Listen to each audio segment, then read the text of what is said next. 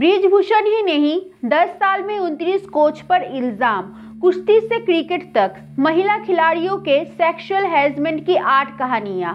नमस्कार, मैं हूं अर्पिता चक्रवर्ती और आप देख रहे हैं नजर टुडे। देश के नामी पहलवान अखाड़ों में उतरने की बजाय 3 दिन से दिल्ली में धरने पर बैठे हैं। वजह भारतीय कुश्ती महासंघ यानी WFI के अध्यक्ष बृजभूषण शरण सिंह हैं। विनेश फोगत, साक्षी मलिक समेत कई महिला पहलवानों ने बृजभूषण पर पहलवानों का यौन उत्पीड़न कराने का आरोप लगाया है। बड़े नामों की वजह से ये मामला सुर्खियों में आ गया। हालांकि पिछले 10 साल में अलग अलग खेलों में स्पोर्ट्स अथॉरिटी ऑफ इंडिया के 45 लोगों पर यौन उत्पीड़न के आरोप लगे हैं। 7 साल पहले केरल की जूनियर महिला एथलीट अपर्णा रामचंद्रन ने तो कोच के उत्पीड़न से परेशान होकर स्पोर्ट्स अथॉरिटी के हॉस्टल में ही सुसाइड कर लिया था। बता दें आपको, पिछले 10 साल में स्पोर्ट्स अथॉरिटी से जुड़े यौन उत्पीड़न के 8 बड़े आरोपों की कहानी। फुटबॉल कोच पर महिला खिलाड़ियों को गंदे मैसेज भेजने का आरोप। जुलाई 2022 की बात है। भारतीय अंडर 17 महिला फुटबॉल टीम के साथ सहायक कोच एलेक्स एम्ब्रोस यूरोप दौरे पर गए थे। इस दौरान एक खिलाड़ी ने कोच पर यौन उत्पीड़न के आरोप लगाए। खिलाड़ी का कहना था कि उसे अपने कोच एम्ब्रोस से ऐसी उम्मीद नहीं थी, इसीलिए वो हैरान थी। रिपोर्ट के मुताबिक एम्ब्रोस पर खेल के बाद खिलाड़ियों को गंदे और भद्दे मैसेज भेजने का आरोप है। अखिल भारतीय फुटबॉल महासंघ ने शिकायत मिलने के कुछ दिनों के भीतर कोच को बर्खास्त कर दिया था। साथ ही फुटबॉल महासंघ ने कहा था कि शुरुआती कार्रवाई के तौर पर फेडरेशन ने आगे की जांच होने तक संबंधित व्यक्ति को अस्थायी रूप से निलंबित कर दिया है। AIFF ने संबंधित व्यक्ति को टीम के साथ सभी संपर्क बंद करने का आदेश दिया है। साथ ही तुरंत भारत लौटने और आगे की जांच के लिए उपस्थित रहने के लिए कहा है। साइकिलिंग कोच पर खिलाड़ी को अपने कमरे में रोकने का आरोप। जून 2022 की बात है। एक महिला साइकिलिस्ट ने स्लोवेनिया दौर पर भारतीय राष्ट्रीय महिला साइकिलिस्ट टीम के मुख्य कोच RK शर्मा पर यौन उत्पीड़न और मिसबिहेव करने का आरोप लगाए। शिकायतकर्ता महिला ने दावा किया कि कोच ने उसे अपने साथ एक कमरे में ठहरने के लिए मजबूर किया।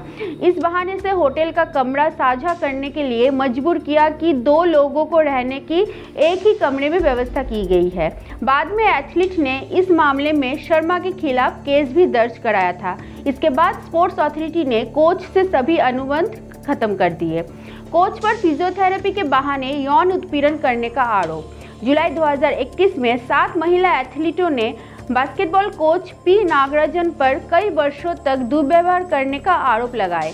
सबसे पहले 19 साल की एक एथलीट ने नागराजन पर यौन उत्पीड़न के आरोप लगाए थे।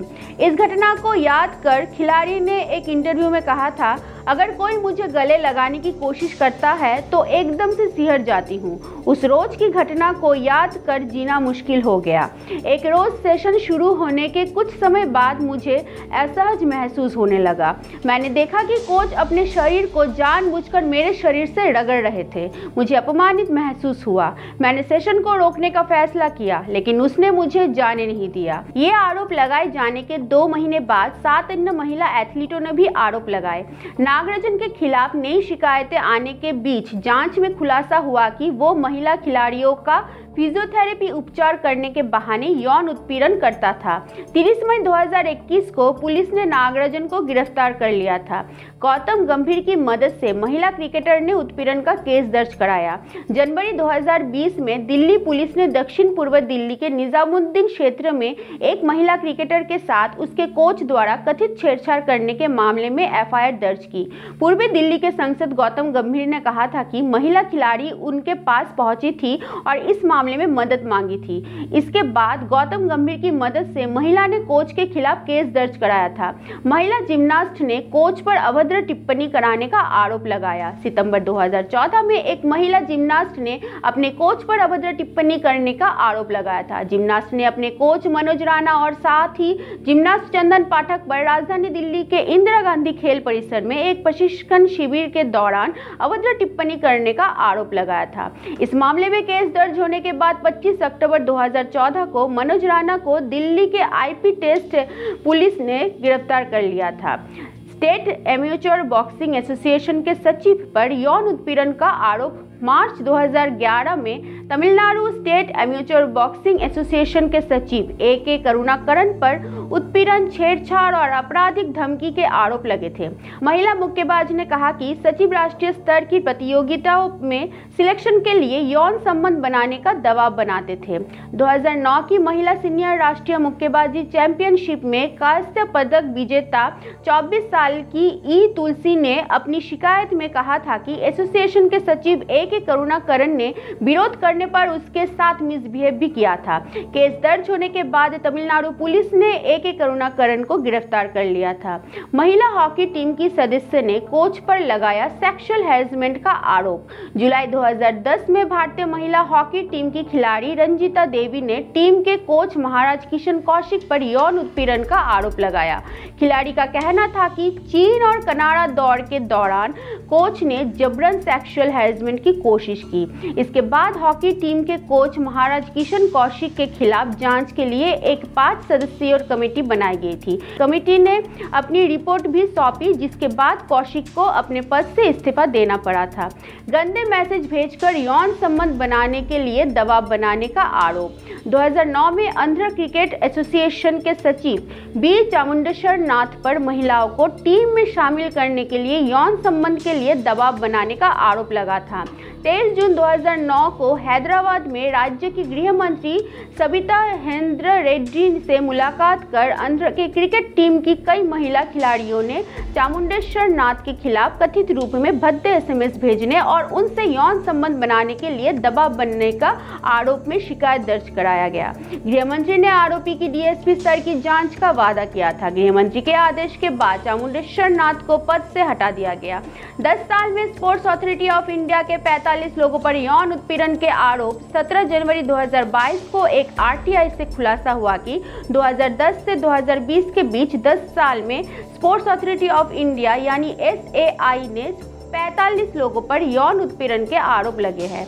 इनमें से 29 यौन उत्पीड़न की शिकायत तो अलग अलग खेलों से जुड़े कोचों के खिलाफ है। इनमें से कई आरोपों की जांच के बाद SAI ने अधिकारियों या कोचों के खिलाफ सामान्य कार्रवाई करते हुए वेतन कटौती, पेंशन में मामूली कटौती या ट्रांसफर के आदेश दिए। कुछ मामले तो सालों से पेंडिंग है। इनमें से कई मामलों में आरोपी अब भी अपने पदों पर बने हुए हैं। यह जानकारी सामने आने के बाद तब के केंद्रीय खेल मंत्री किरण रिजिजू ने कहा था कि 1 महीने के अंदर सभी पेंडिंग केस को सॉल्व किया जाएगा। 3 मार्च 2020 को स्पोर्ट्स अथॉरिटी ने जानकारी दी कि कुल 19 मामले पेंडिंग थे। इनमें से 9 को सॉल्व कर लिया गया, जबकि 5 मामले को 2 सप्ताह के अंदर सेटल हो जाएंगे। सितंबर 2018 में मलबग संघ के प्रमुख आर इंदोलोई पर 7 महिला खिलाड़ियों ने यौन उत्पीड़न के आरोप लगाए। इसके बाद जांच के लिए कई उचित व्यवस्था नहीं होने के वजह से उन्हें जबरदस्ती पद से हटाया गया।